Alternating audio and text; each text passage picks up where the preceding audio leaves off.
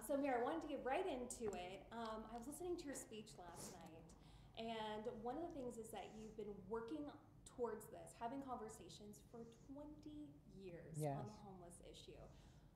What changed for you? Why after 20 years of conversation were you enough, we need to do something? Actually happened in the middle of the night, and as you know, my husband Oscar was mayor from 99 to 2011 when I had the good fortune to be elected to replace him.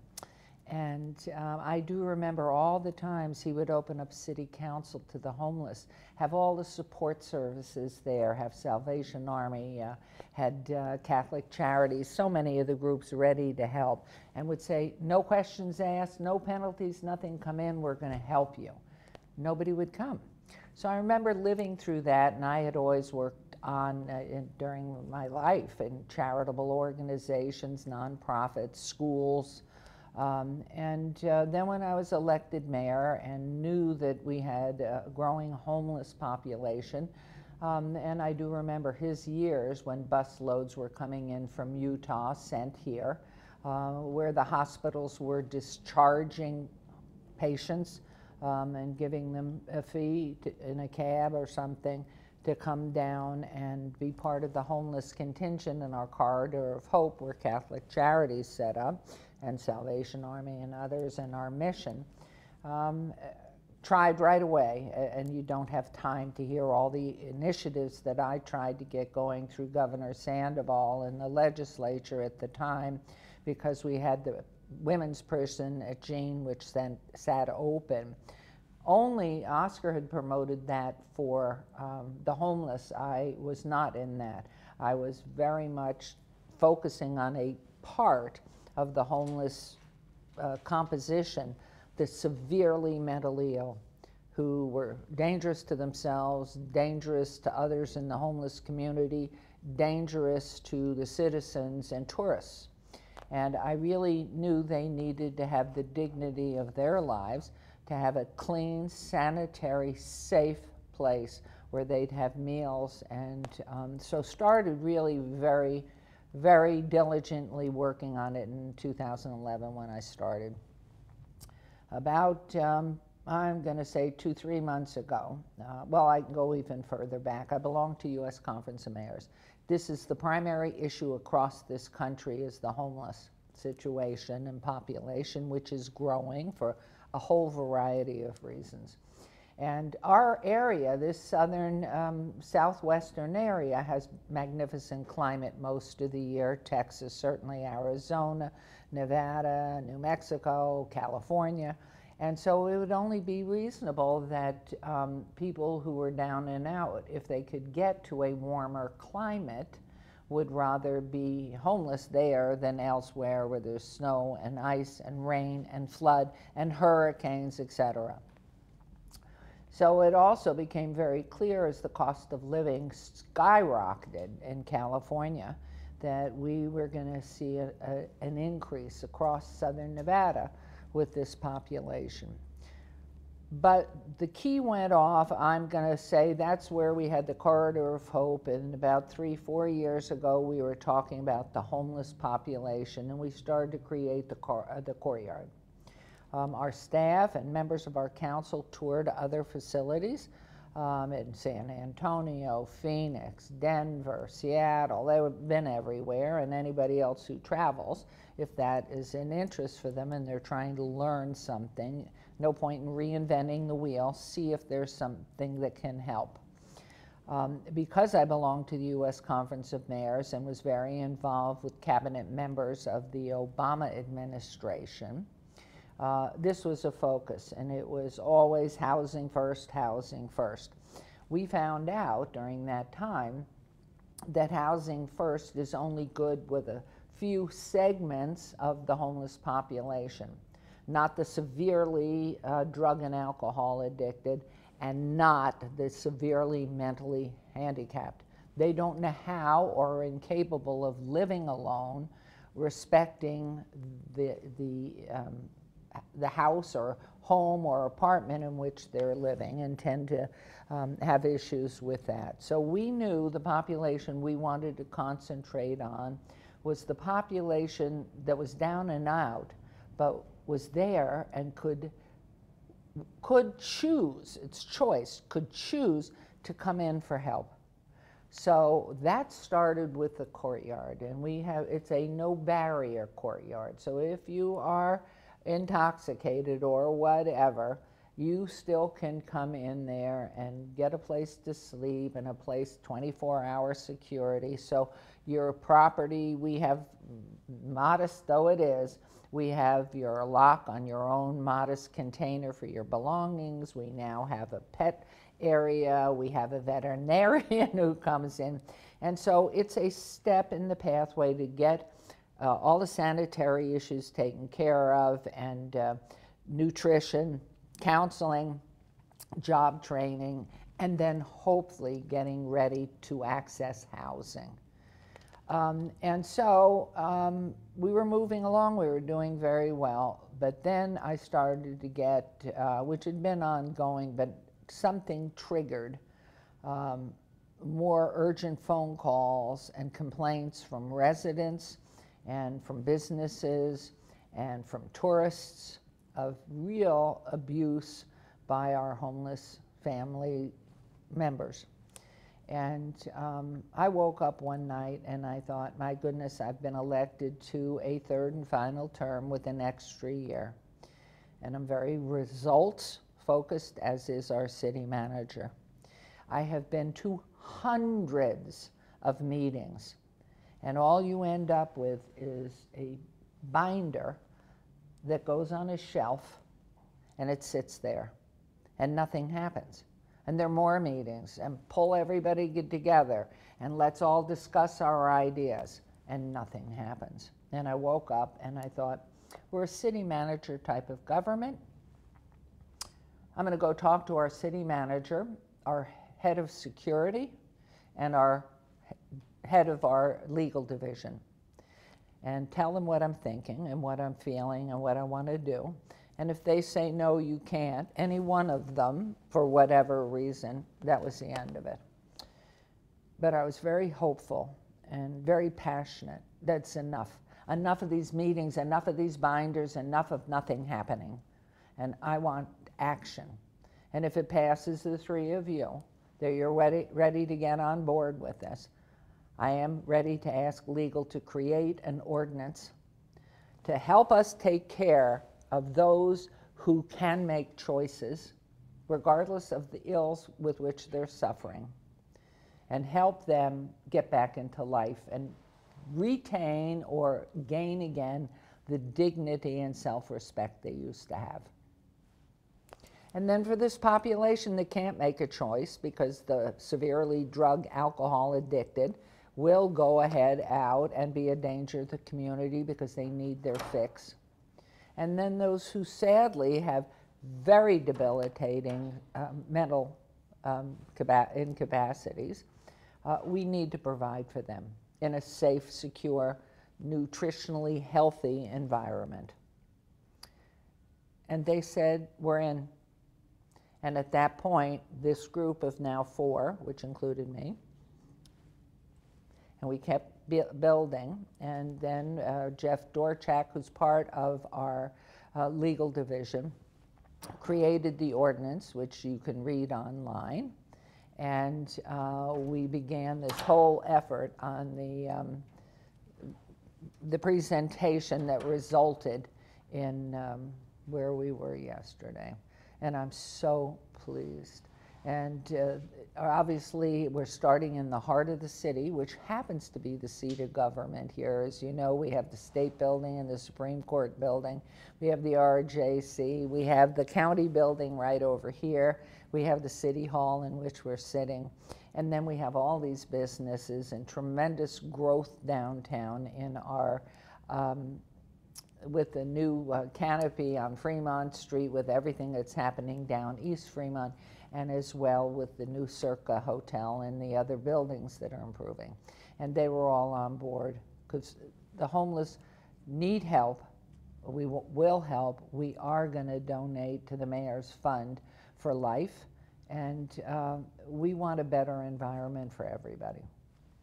And there we were yesterday, with a wonderful vote of 5 of our total 7, voting to move this along and stop the meetings and get something going. The ultimate goal here,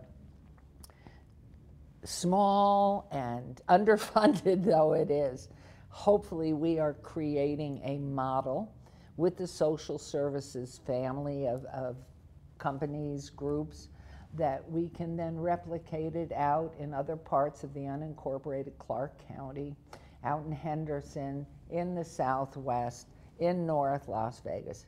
And that will become a model, a resource for any homeless that are here living and choose to live in Southern Nevada.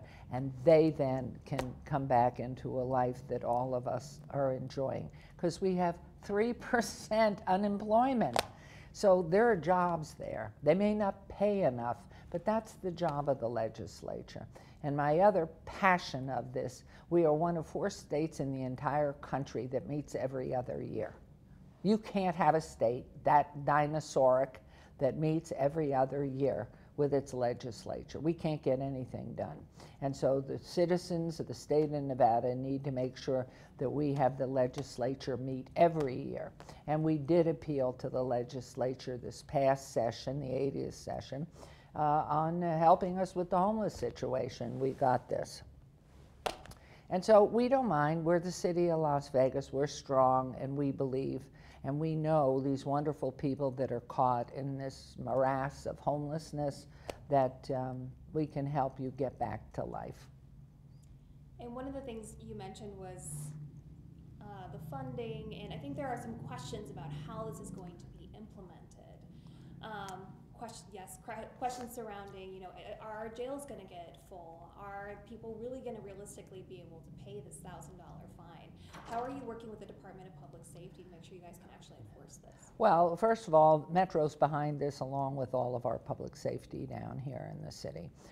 This is a non-criminally focused ordinance. Nobody seems to be able to understand it that doesn't want to. I mean, I think it's very popular in the media to talk about this penalty and the criminality. No, that's not the focus. We are a compassionate city. We are compassionate and loving people. And what we want is for those people who are able to get back into life, to get back into life. Make that choice. Now, what's going to happen as far as any penalty phase, that won't go into effect until February 1st. But always, we have a MORE team, and it is out in the field talking to every homeless person. We have the most wonderful, gentle, kind, caring members of law enforcement out with us, helping and talking to individuals and saying, you're not allowed to sleep here, you're not allowed to encamp. Let us help you go down to the courtyard, or to one of the service, the mission, or to Catholic Charities, and get a bed and get started on the rest of your life. When they say, I'm not leaving, I am not going to move from here, and they don't know what they're saying because of the alcohol drug addiction, or because they have severe, they can't see the choice. They can't see it. Those are the ones that will be subject to a misdemeanor and may spend time. We hope they will take advantage of the choice to go to the courtyard, where there's 24-hour security, and they know when they go there to use the facilities rather than the floor next to them or the person's home courtyard or doorway or business doorway, that they will be in a place where they will be fed. They will have sanitation facilities available. They'll bring their animal, their dog, whatever. We have the vet that's there to help them. And it is not the criminal piece that matters here. That's not it. One of the things I wanted to talk about was your passion. Thank you. Yeah, please take a sip. You got fired up. I do. What just kind of put you over the edge to say, I mean, you were kicking people out, you were ready to speak on your Oh, turn. yeah. Well, because they were not polite. They were absolutely the rudest group. And what was interesting is so many that talked had a cell phone, which you have to pay a hefty piece of money for. And they read so beautifully the most eloquent speeches, very similarly eloquent. Homeless. Not the homeless that told us where their encampment was, they weren't. Many of them gave us exact addresses.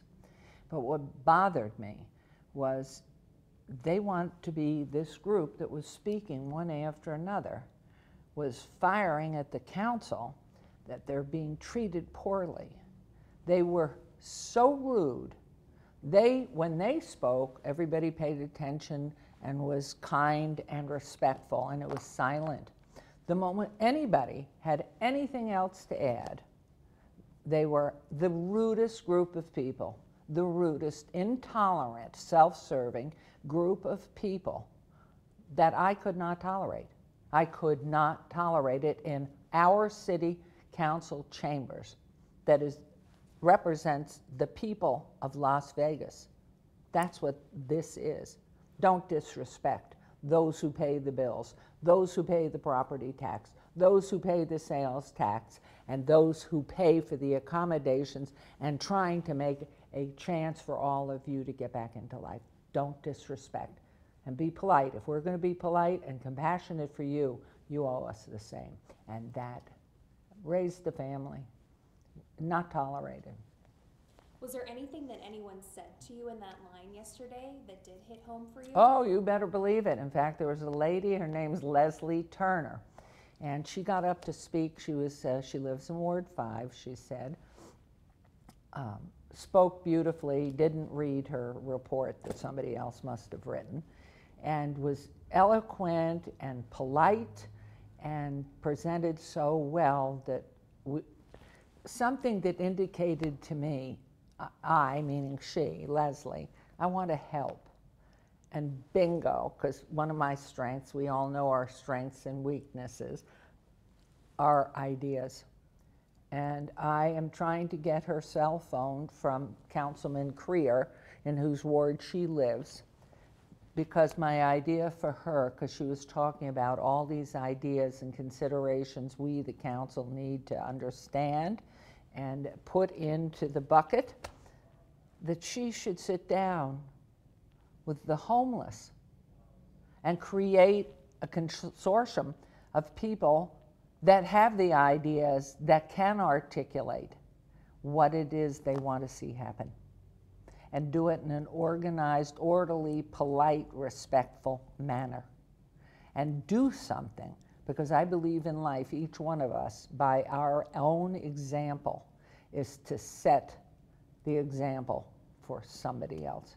And not be, it's somebody else's fault all the time, or it's me, I, my all the time. This is about all of us in a community, and I am passionate about Las Vegas, Nevada. And I have lived here 55 years, and I know where the holes are and where the pavement is good. And it's up to every member of the homeless community that is of sound mind and body to help us fix this problem and help us get the money to provide better accommodations.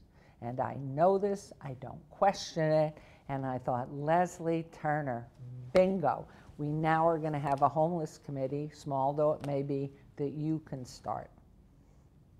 So she was one, and there were a few others. I don't think they were too many, but everybody else was nasty and hateful in their comments, and if you read the signs, they were hateful and nasty, and yet they had the most articulate, beautiful cell phone to read from, every one of them. And it wasn't part of the community that I saw. How can we help ourselves? How can we help ourselves? That's it. It all starts with each one of us for ourselves. And so, but it was a good experience because, in fact, they were each given the time to speak, and hopefully they will help us help them and make this a really worthwhile endeavor and set Las Vegas on the map for the goodness of all these awards that we get for being #1 in climate control, #1 before any city in veterans homelessness end to it, which we achieved in, I think, 2016, 15, all the cities here working together. And so that's what we want to be. We want to create a model that works for everybody. And also one of the things that was mentioned last night at the meeting was that national spotlight on us. Isn't that so sad? By the wrong people. People running for office to find somebody else to do this well. Nobody ever called and said, what is this? They don't care. They care about themselves and their platform and trying to get everybody all riled up on something that is untrue and not factual. And I was very appalled because in looking at the candidates running, we've never heard from former Vice President Biden. We did hear comment from, and what is interesting is Senator Sanders, his state does have campus bans. Senator Elizabeth Warren, her state right here has full camping bans. The state does. And yet they're speaking against their own. And this is all online. You can pick it up through the city website. And so, and of course, former Mayor Castro and his brother, of course, who I know and has been here campaigning before, Congressman Castro. It's interesting that they make the comments and yet they never call to ask what is, why is it. They just want to pick up the negative. And we're not that in Las Vegas. We're not about the negative. We're about the positive. We're proud of who we are. We're proud of the diversity of our community and the multitude of nationalities and races and cultures and backgrounds. And we're strong. We are really strong, and we know who we are. And fortunately for us at the City Council, we're in charge of the city, not anybody else. We're in charge of our city, and we are going to take care of our city. And then I just wanted to ask too, I know you talked briefly about sort of the last 20 years. And how right, that's because of Oscar and my personal understanding and hearing and learning, everyday learning. When you go from 1999 to 2019, that's exactly, I'm not talking about Mayor Jones and anything during her time. I am specifically talking about the time that I began to understand through Oscar the issues with which we were dealing here.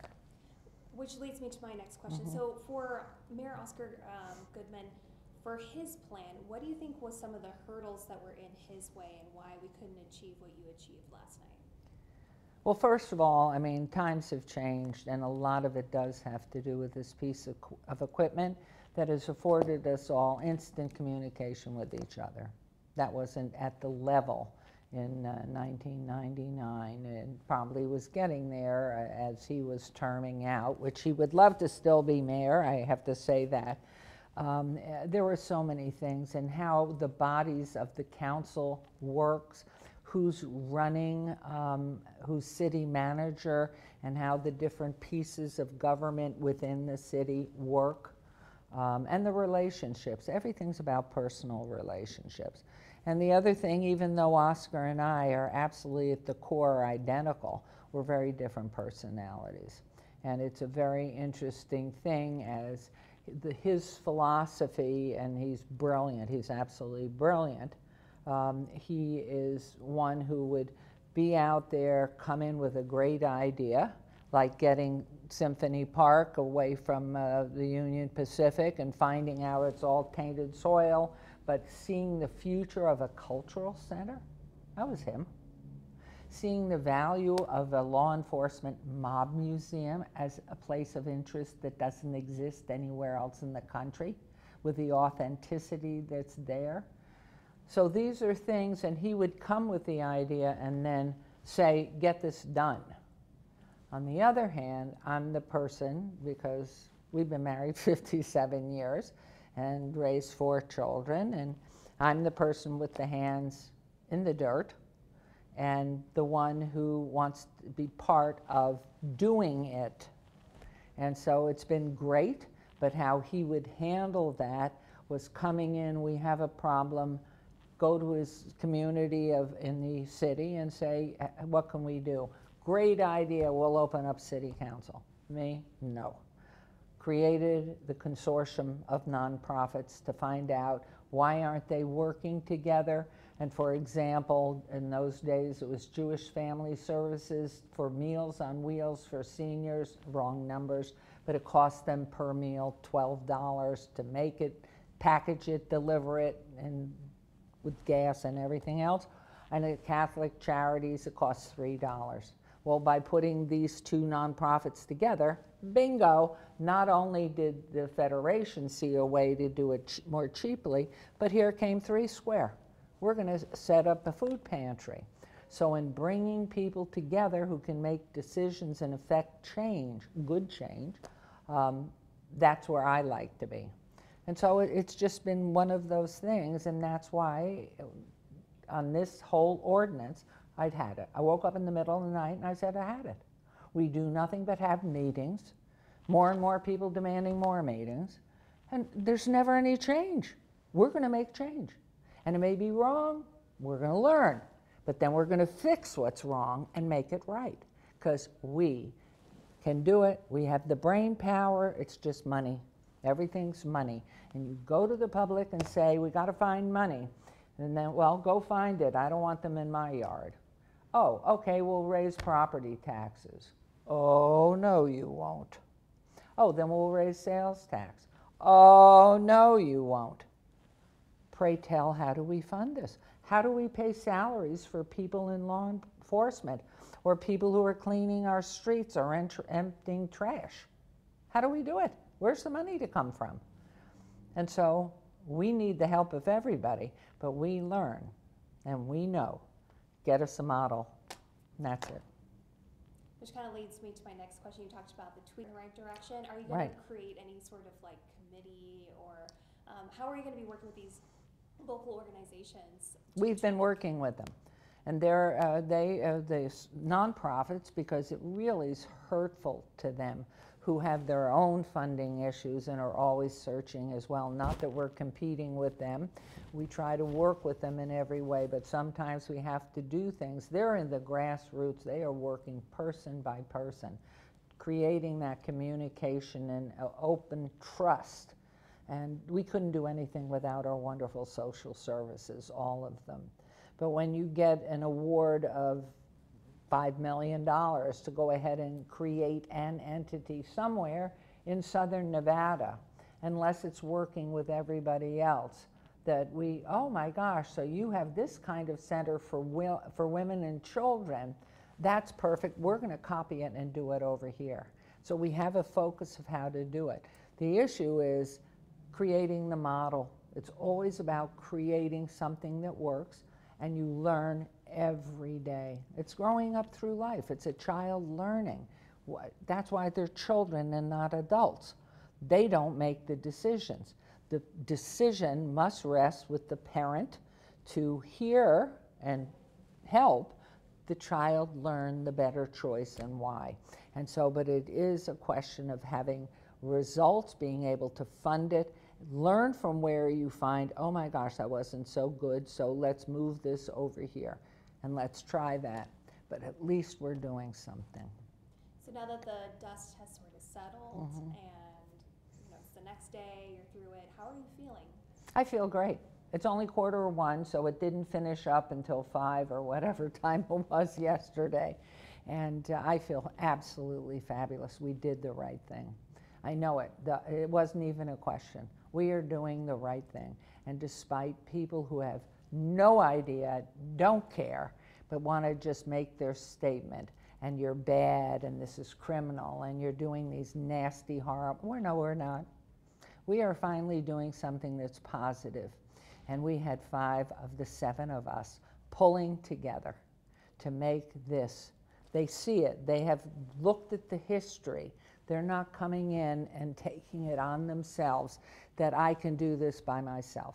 That's something when you're in college or in high school, you think, I'm going to change the world. I'm going to join this anti-group And I can remember in college doing the same thing because I wanted to help change the world. But then I started to grow up and I realized, just let me take one day at a time and set an example by trying to be a better, kind, understanding person and always, always speak the truth. Is there anything else you'd like to add to the skeptics out there? No, because they're skeptics, they're miserable people. That's why they're skeptics. They will always be. And I don't know their backgrounds.